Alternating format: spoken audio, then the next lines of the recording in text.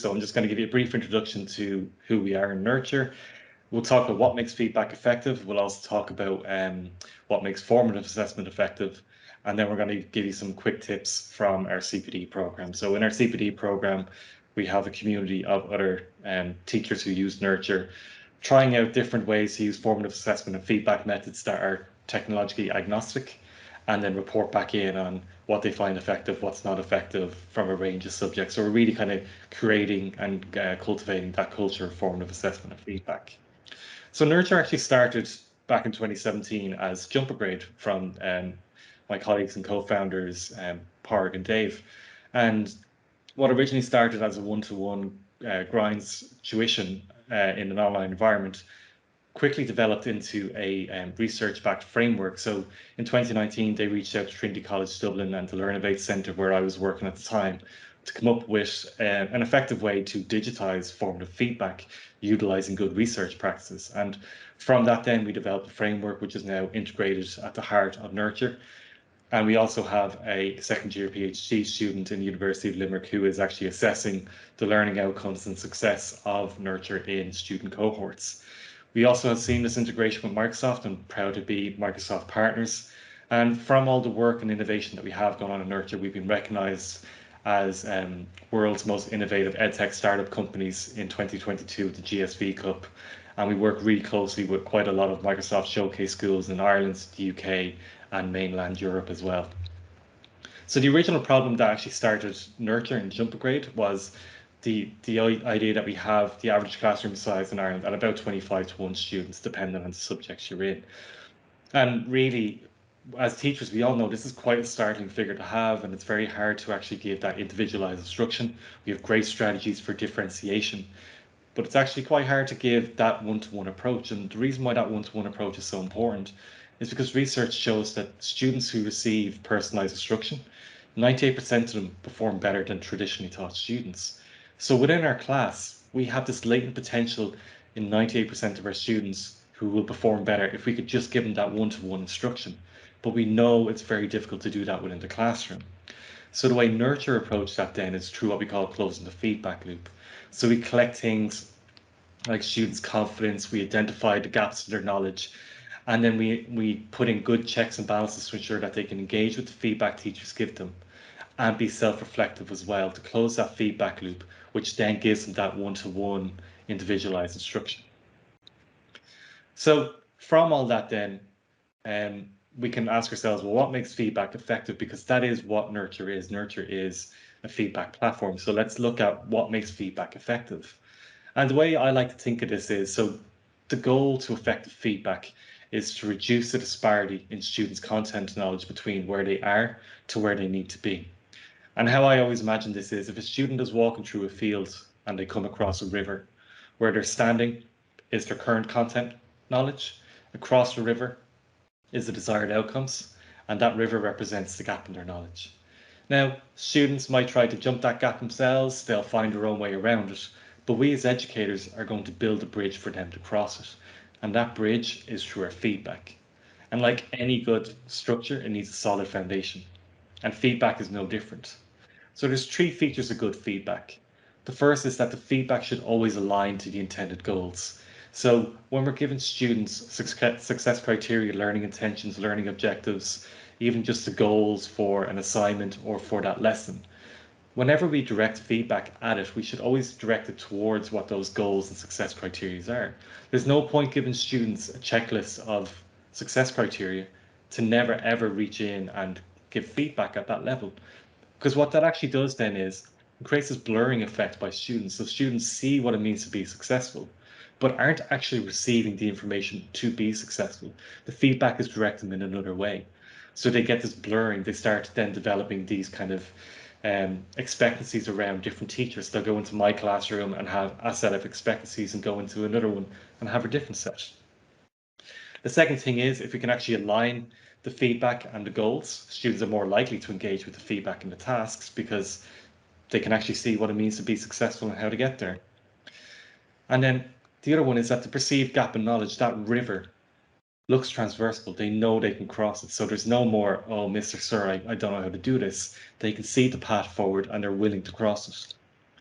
The next one then is that feedback should focus on process over outcomes. So we want to direct feedback towards how students can elicit the skills and knowledge that they've developed, rather than here's how to get a H1.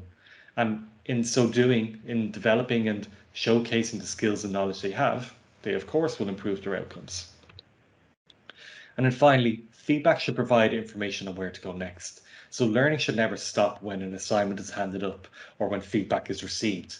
So it's about structuring in feedback that actually moves learning forward. And the answer to this is never more work. We never give the student more work to do, or when we do, there's actually purpose for the work. So it's never do 10 more questions or do another essay. It's around maybe being self-reflective, doing your own self-assessment, peer assessments. What can they do after they submit an assignment to ensure that they're constantly learning, expecting around the feedback that you're going to receive? So around feedback itself, then there's actually 3 levels. So as teachers, we probably all know about the first one. It's feedback about the task or task level feedback. And this is around the correctness of the task being accomplished. And we're really good at this. We're really good at detecting when students get something wrong or maybe where they have a misconception. And we use this to correct misrepresentations rather than a lack of information. The second one then, depending on your subject or depending kind of on how specific you are, is around process level feedback. And as a science teacher, process level feedback is something we can be really good at because there's a lot of processes that we can really tick the box for students around scientific methodology and so on. But in other subjects like in English or in some of the languages, the process underlying the task can be quite difficult to parse out or to make it accessible to the student. But we can actually use this as a cluing mechanism for leading to information searching. So if we can identify the process to the student and give them that process level feedback, so the specific processes, think around comparing and contrasting poetry. That's the process. We make that specific to the student. We can lead them in on cluing mechanisms for leading to more information searching and the use of additional strategies as well. And then the final level of feedback is self-regulation feedback. And this is information designed to address the interplay between students' commitment, control over their learning, and the confidence as well. And what we're trying to do here is make the student more autonomous and self-directed in their learning. So again, the idea that if they submit an assignment, the learning doesn't stop there, but we actually have designed process that moves the learning forward. So whether it's a self-reflection, maybe it's self-assessment, it's peer assessment, whatever the processes are, we develop those into our feedback to ensure the students become self-regulated. There's 2 other factors that influence feedback, and these are 2 of them are hidden, but they're really, really potent. And the first one is response certitude or student confidence. And this refers to students' confidence rating following the completion of a task. Research shows 2 things. One, when confidence is high, students are going to spend less time analyzing any feedback. And while as educators, we kind of know all this, the problem is the research is also very clear that when students' confidence is high, it also refers to confidence knowing that they're wrong in an answer. So when they say, well, I know I'm wrong with this, that's also confidence, which means they're not going to engage with the feedback, which is why we see them not really engaging with any feedback when we give them the feedback. The second one, though, is when confidence is low, the student spends more time analyzing feedback. And this can be an issue because if the student is right, but it has low confidence, we tend to probably just go, well done, excellent work, and move on, rather than spending time giving them really good feedback to ensure that we can develop their confidence so that when they face that question again, they're not going to second guess themselves. But actually, there's also another hidden influencer of receptivity to feedback, and that's ego. And as soon as you get engaged ego, the student disassociates from any feedback. So ego typically gets engaged when you give a summative score. So if you give a student a score, they've disengaged because you've engaged their ego. So that's why we have strategies like withholding grades and so on. That's where they're based from, is delaying the ego response. But we also have confidence within there as well. So that's what makes feedback effective. What about formative assessment? How do we make that effective, or what makes formative assessment effective? So when we talk about formative assessments, it's very important to identify that there's actually 3 types of formative assessment. And they're the long cycle, which spans across units or terms. So you're talking a minimum of 4 weeks up until a year. You've got the medium cycle, which spans within and between teaching units, and that typically lasts somewhere between 1 to 4 weeks. And then you've got the short cycle, spans within and between lessons, and it's the day-to-day, minute-by-minute type of formative assessment. Now, I won't ask people to comment on where they think which one is most effective, but if you want, you can throw in the chat. But actually, research has shown consistently that the long cycle has the least impact on student attainment, whereas the short cycle has the greatest impact. So a lot of what you'll see from the likes of Dillian Williams is around trying to develop those day-to-day, minute-by-minute, short cycle formative assessments. And we'll go through some of them and how you might be able to implement them. So there's 5 key strategies when it comes to formative assessment. The first is clarifying, sharing, and understanding learning intentions and success criteria. The second is engineering effective classroom discussions, activities, and learning tasks that elicit evidence of learning. So that's really important. It's about eliciting evidence of learning. And as we go through, it's about how you know what's good evidence of learning. Providing feedback that moves learning forward. So here's that coming in again, that's self-regulation. Activating learners as instructional resources for one another, and activating learners as owners of their own learning. So again, points 3, 4, and 5 kind of allude to that feedback that moves learning forward, the processes that makes them more self-regulated and self-directed. So I'm going to drill down into these. The first one, clarifying, sharing, and understanding learning intentions and success criteria. Every teacher knows this language. We know learning objectives, success criteria, learning intentions. And if I ask you the question, what are some examples of how you provide these to students? I know the typical use case will be that they're written on the board at the start of the lesson. If anyone has any other ones, feel free to throw in the chat. I'd love to see what other people might do. But the typical use case is teacher goes in and writes them up on the board, or the students arrive in and they're already there. So there are advantages to this, obviously. The students know where they're going, and they know how they're getting there. So the first thing is they walk to class and know straight away, okay, this is what we're doing today, and I know where I'm going for this lesson. The disadvantage of this, however, is that it can actually spoil the journey. So if a student walks in and they see straight away that they're going to learn about gravity, or that they're going to learn the law of the lever, or how cranes operate, that in itself can actually spoil the journey. So when we want to create a class where there's mystery around what we're trying to learn, or we build in science, we talk about the inquiry-based approach. If you tell the student the end journey, you've already spoiled it for them. So if you tell them what success looks like, well, you've spoiled that journey. So there's no amount of good activities that's going to bring that sense of mystery back. So I want you to ask yourself a couple of these questions. Do students need to know where they're going in every lesson? And if you say yes, do they need to know at the start of every lesson? Is it important that they know at the start of every lesson where they are going? So if you think it's important that they need to know where they're going, is the start of the lesson the best place to do that? Is the best way to present this using curriculum intentions and objectives? So can we use student language? Can we ask them to co-create learning objectives and success criteria? We're pedagogical experts, they're not. So how do we break down the language of learning? How regular do you ask your students to reflect on the intention? So if we think it's important enough for the students to know, are we asking them to reflect on this? Are they telling us that they feel they're being successful or achieving these intentions? And if not, well, then does that ask the question around whether it's important for them to know where they're going if we're not reflecting on it? And do you ask your students to identify the intention themselves? So do you start off a class and go through, and then halfway through the lesson say, okay, now that we're halfway through this lesson, do you think you know where we're going? What is the objective of this lesson? What's the goal? What are the intentions or criteria that we're putting into this lesson? What does it look like? So there are little things to ask yourself. And again, this comes around formative assessment. The second factor then is engineering effective classroom discussions and activities that elicit evidence of learning.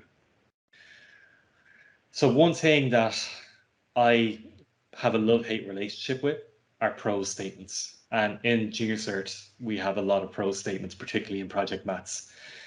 So we need to find out how we can use prose statements for finding correct evidence. So for example, in maths, we've got 2 here I want to pull from.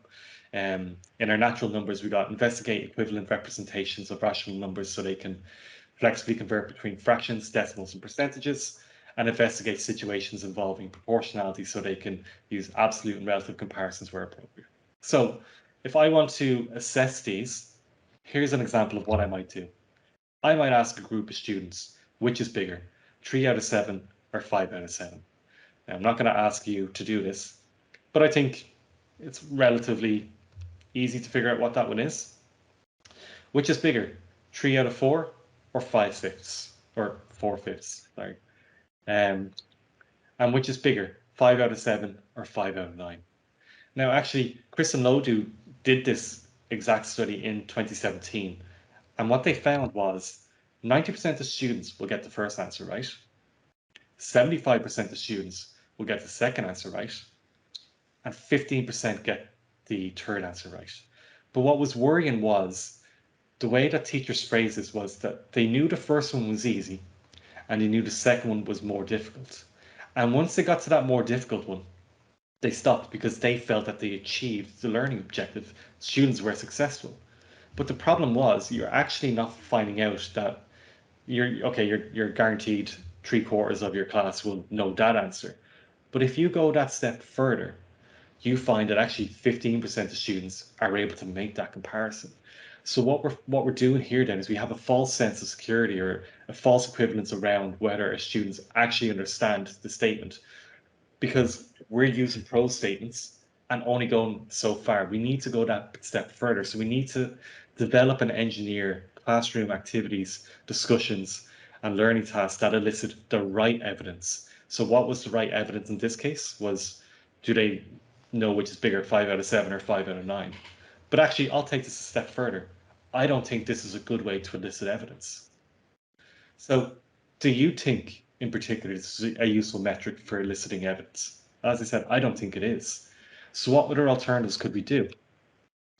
Well, if we go back to Dylan Williams, his whole thing around questioning is questions should cause thinking or provide useful information to adjust our instruction to students' needs. If ask them 5 out of 7 or 5 out of 9 is the only question we ask them, it's not really causing thinking. So from our example, why not say what makes 5 out of 7 bigger than 5 out of 9? So let's get rid of the whole do you know which is bigger and ask them to identify why one is bigger than the other. Tell me how you could determine this. So maybe they don't know the answer, but can you tell me how you figure it out? Can you think of any reason why someone would think 5 out of 9 is bigger than 5 out of 7? So again, taking away that they have to make the connection on which is bigger. Why would someone think 5 out of 9 is bigger than 5 out of 7? So this is eliciting the right evidence. So you can see in the first example, you're actually eliciting the content knowledge. What makes it bigger? And they'll be able to tell you through the content. How can you demonstrate this? Again, that's content and process knowledge. And then finally, can you think of any reason why someone would think 5 out of 9 is bigger than 5 out of 7? There's understanding. They actually understand the concept enough that they can identify a misconception. That's something we as teachers are trained to do. And we're instilling that in our students. What's the misconception or the misrepresentation a student has? Well, they see a bigger number on the bottom, so they therefore think overall that's the bigger value. So in eliciting evidence, one key thing that we can do is we can develop questions with our colleagues. So coming up with good questions like this shouldn't be and doesn't need to be a solo effort. We can develop these as a subject group, so we have these kind of back pocket questions to use. We can distinguish between lower and higher order questions as well, because higher order questions need wait time. So there's no point in me asking a question, what makes 5 out of 7 bigger than 5 out of 9? And then given 3 seconds for them to answer it, because that takes a bit of work. So we might give them 30 seconds, we might make it an activity and so on. So it's just about being aware that there is that distinction between higher and lower order as well. Another one then is the no hands up except to ask a question. So we can ask these questions to the students, but we point out who has to answer it. So you can use like basketball methodology, so you can throw it to one person to start off with why do they think 5 out of 7 is bigger than 5 out of 9. They might start the answer, you can pass it to someone else and move it that way. And the no hands up means that you get rid of those students who might know the answer straight away, the really good students, and have everyone on their toes ready to engage. Has my screen just gone off there? Sorry. Yep, okay, I think we're back. My screen might be telling me to keep moving on there. So that's what we're talking about, basketball questioning as well. So providing feedback that moves learning forward. So I'm going to talk about a key study here from Butler in 1988 that showed that when you control for the same teaching, same aims, same teacher, same classwork, the following findings were made. If you use score-only marking, there's no gain in achievement. And actually, in terms of attitude, high scores felt really positive, of course, because they're getting their ego stroked, and low scores felt negative because, of course, you're putting them into where they are, they're in the lower third or whatever. In comments only, there was actually a 30% gain in achievement overall. So we're talking about comments only marking here. And in terms of attitude, high scores were really positive because obviously they're getting told what they need to do and how they can improve on it. And low scores were positive as well because you're not engaging the ego, and what you're doing is you're telling them what they've done well or how they can improve on what they haven't. And then in scores and comments, there was actually no gain. And that's kind of counterintuitive because you think if you give the score and the comment, there will be some gain. But actually, it's as bad as score only marking. So again, no achievement gain, high scores were positive and low scores felt negative. And this isn't the only study to find this. In fact, the biggest barrier to feedback is student ego. So if we remove the ego or the grades, we'll see drastic improvement in performance. And this is backed up by another study by Klunger and Denisi, which conducted a review of 3,000 research reports on feedback in the years from 1996 backwards. And their findings were actually quite startling. The first of which was that of the 3,000 studies, only 131 of them were methodologically rigorous enough to be included, which means we had in excess of 2,800 studies that were making findings that they had no right to make or claim because they weren't methodologically rigorous enough. Of the 131, however, most found feedback increased student achievement. Okay, that makes sense. However, 38% or 56 of these studies actually found feedback decreased student achievement. Now that's a worrying enough figure. Like if 38% of these show that feedback decreased student achievement, are we right to be trying to improve feedback and how we give it? But actually, subsequent investigations found that this was attributed to feedback which was targeted at the ego. So again, this is around giving scores, or actually in most cases, talking about the student personally.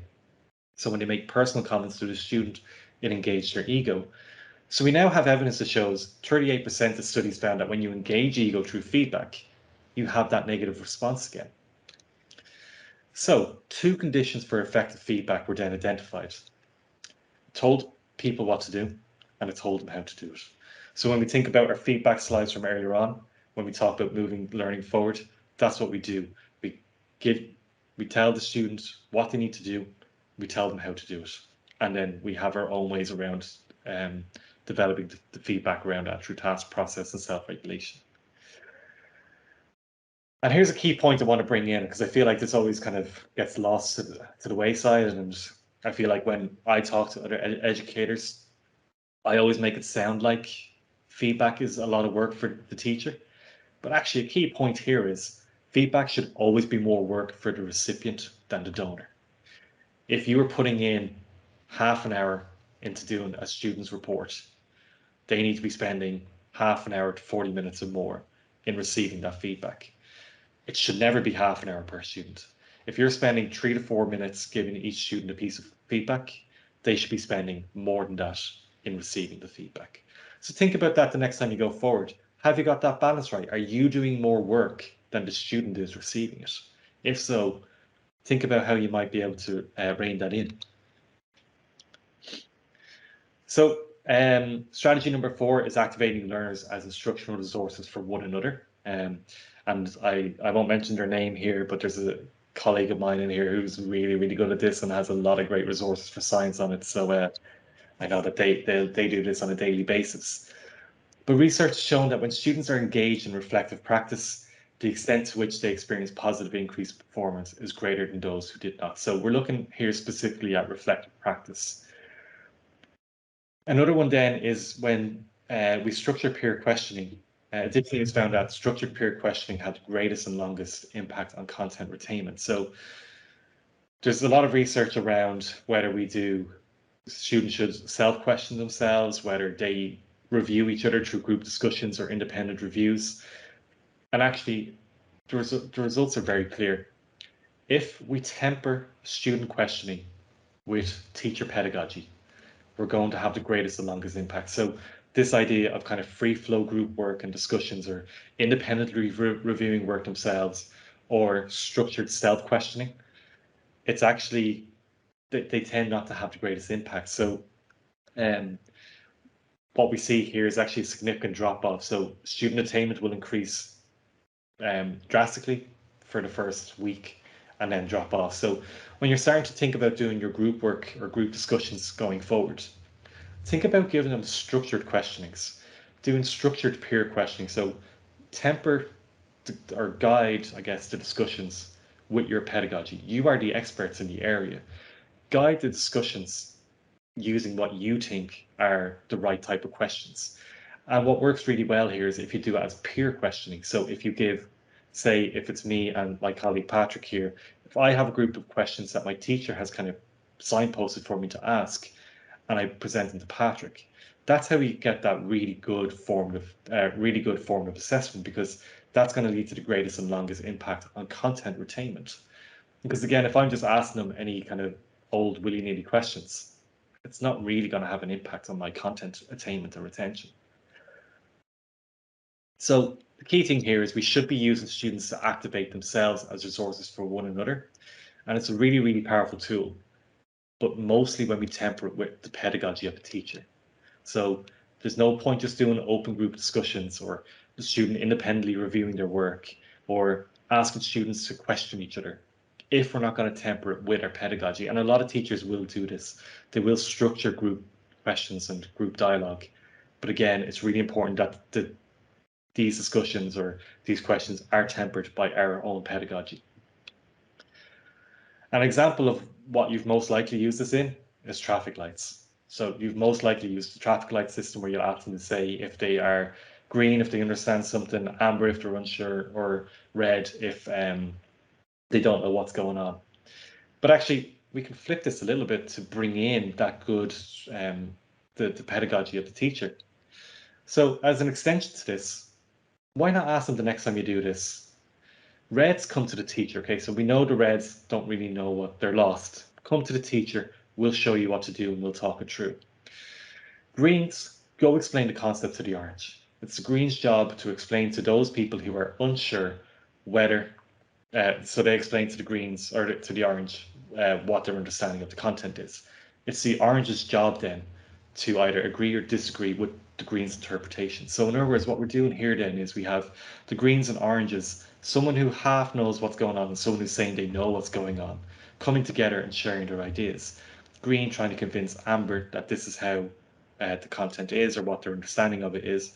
And if that's not what amber thinks, amber can fight back and say, well, actually, no, I don't think that is correct.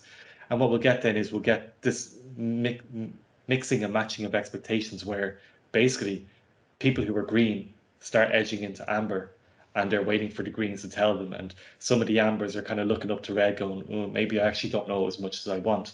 And it's a really great extension and activity to use with traffic lights. So I highly recommend if you have a chance to use the traffic light one and can plan around it, definitely use this. It's a really great kind of technique to even to get that structured peer questioning in as well. So you might give questions to the ambers to test the greens on to see do they actually know.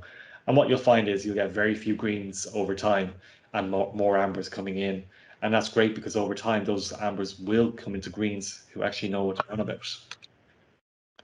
Then finally, activating learners as owners of their own learning. So following on from what we just said, we can get students using rubrics for self-assessment. And I think we've all tried this at least once. We might give a student a rubric and we'll ask them to correct their own work or correct a colleague's work. One thing that's really effective, and I think it's something we don't do enough of, is training students to pose questions. So one thing that I've tried before is I'll know when I've had a really hard class with them, when we go through a lot of content, and I'll say, I'll know this is a demanding class. You must have at least one question.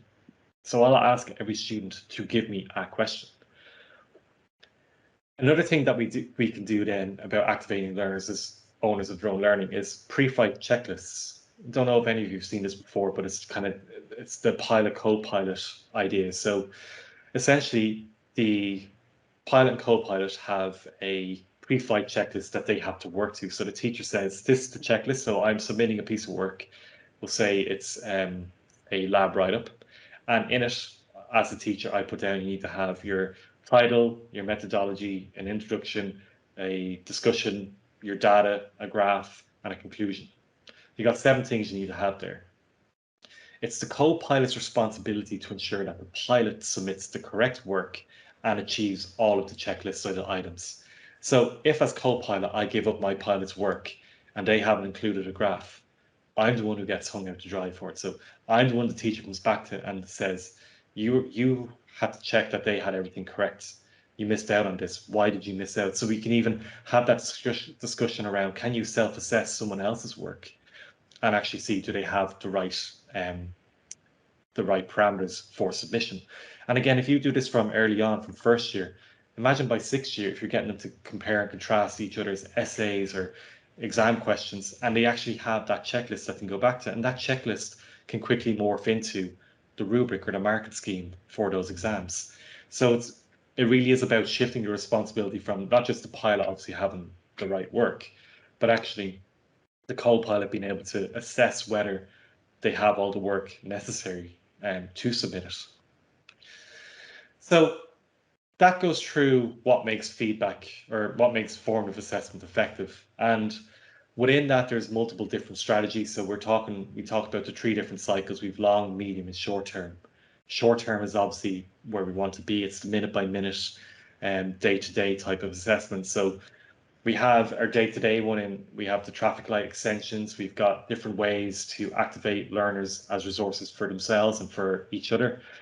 And we've also spoken about how we can elicit the right evidence of learning in our classes. So not just asking prose questions, but looking at how we might ask questions in different ways to elicit the right evidence of learning.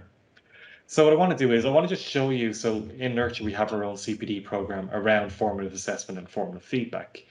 And in one of the sessions, we at the end of every session, I should say, we actually set out activities for the teachers to try out in their classroom, reflect on it, post a reflection in their subject groups, and people to just go in and kind of critique it and say, oh yeah, like I thought about doing this and it's great to see the way you did it, or that won't work in my class because of X, Y, and Z, or I'm really going to try this out now because you did.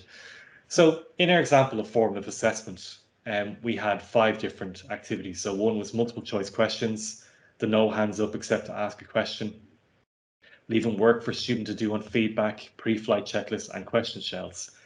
I'm going to just delve into the multiple choice questions before we finish up. But I really want to point out here as well, number 3, leaving work for students doing the feedback. I think that's a really key one. So make feedback like detective work. Instead of giving feedback on the sheet of paper, cut out the feedback, give it to them in snippets or do it as groups, and ask them to piece which item of feedback responds to whose work. And that way then you're making it like detective work for them. They're reading the feedback before they start looking for the results. So they're engaging with the feedback, even if it's not for them. But when it is for them, they've already engaged with it and went, oh, this is the feedback for me. I see where they're going with this. So definitely try to look at how you can make feedback more work for the learner than for you. So multiple choice questions. I think I was very naive when I started teaching first, thinking multiple choice questions. They're very close and they're not really a good way to test content knowledge. They're more of a summative purpose. But actually, a good multiple choice question can be a really powerful form of assessment. It's all about making the distractors unambiguously incorrect, but still plausible. So for example, if I asked you, what does 2 + 2 equal? And your options are 4, hamburgers, France, and Germany.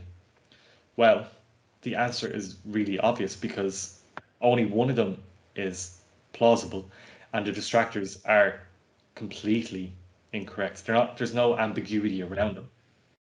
You know they're incorrect. So that's a bad multiple choice question.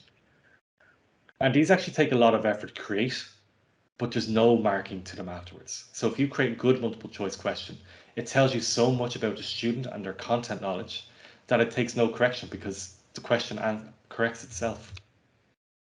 And you can actually crowdsource these within a subject department. So why not have science or the maths departments or English department come together and crowdsource the development of some multiple choice questions for certain topics. So that type of question is actually what's called diagnostic questioning. And the reason why we talk about multiple choice questions being diagnostic questions is we can use them to determine specific misrepresentations or misconceptions in some of the more scientific or practical based subjects. So, for example, one question I might ask a group of students is, you have two lines on a horizontal line here, one with an angle of 30 degrees and one with an angle of 65. What is the size of the angle marked P? Now, each of those, now there's probably some teachers here looking at this getting scared. I'm not going to ask anyone for the answer, but you're looking at this going, okay, well, which one is it? And every answer is correct for a different reason.